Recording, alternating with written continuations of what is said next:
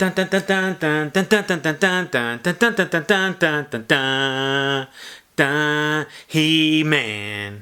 Alright, what up to my peoples, and welcome to Retro Crunch, your nostalgia channel where we talk about current news that relates to all things retro.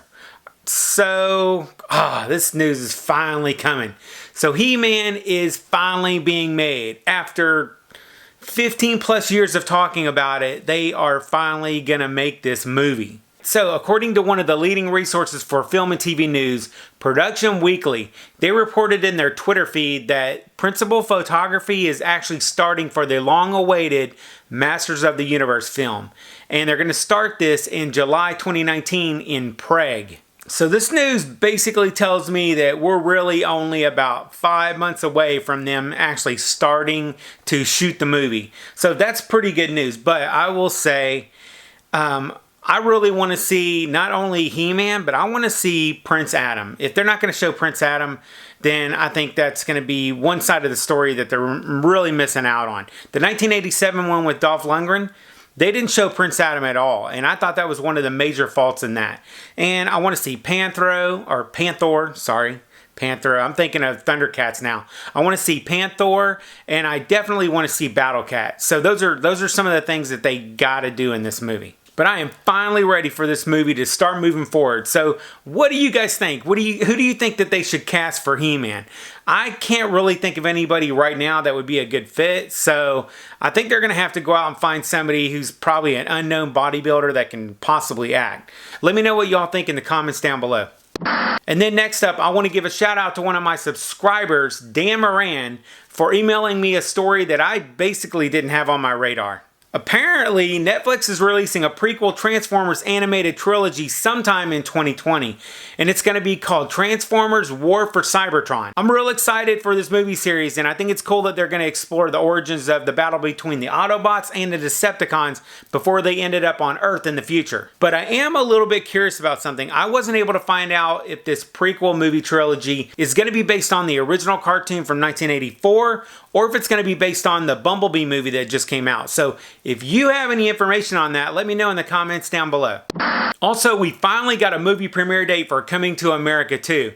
It's supposed to be hitting theaters August 7th, 2020, according to Paramount.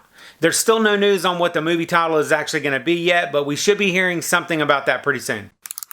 And then in some old school comic book news, Marvel is looking to resurrect the original Star Wars comic book series from 1977 to celebrate 80 years of Marvel Comics. The publisher confirmed that it is releasing Star Wars number 108. It's going to be a one-shot comic that's going to pick up where the original numbering of the classic Star Wars series left off before it came to an end. The original Star Wars comic book series ran from 1977 to 1986, and there was 107 comics during that time.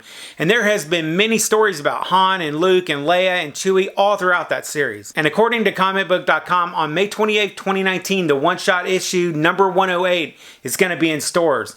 It's going to be a continuation of the storyline from Star Wars number 50 called The Crimson Fever, and it featured Luke, Leia, Chewie, and Lando dealing with a mysterious virus that turned its victims a deadly shade of red. I've read the series, and there are some characters throughout that we're now seeing in a lot of the other Star Wars TV shows and movies, but Marvel going way back to the Star Wars comics to celebrate their 80th birthday is really cool.